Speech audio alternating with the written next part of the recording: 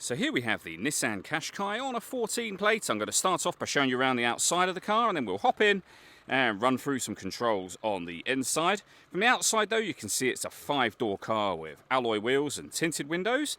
Let's start off inside the boot and then work our way around the rest of the car from there. As we approach the back of the car, you can see we have reversing sensors.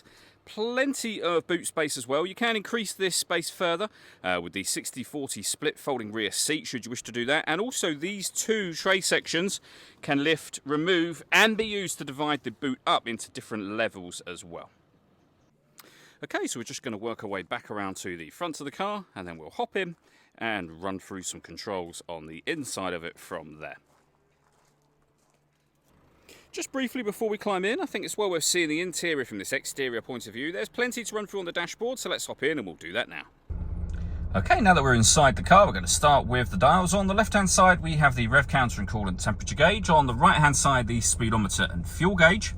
And then in the centre, you can see, firstly, the total miles of the car. They are 51,671.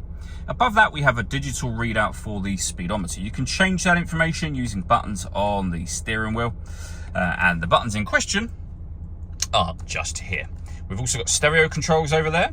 And then on the right-hand side, cruise control, speed limiter, and the phone controls for the car.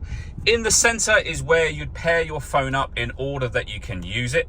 Just hit the phone button, then follow the instructions on screen. From there, we've got our radio calls. We have DAB, FM, and AM radio all available to us. You can listen to your own music via the CD player, but this car's also got Bluetooth audio, auxiliary input, and USB input as well. So plenty of ways to listen to your music.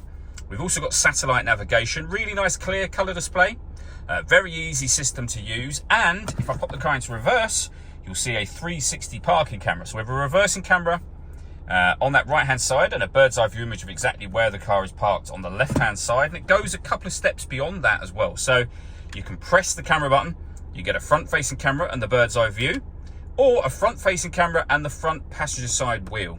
All with guidelines to help you get into spaces, so it does make it very easy to park this car.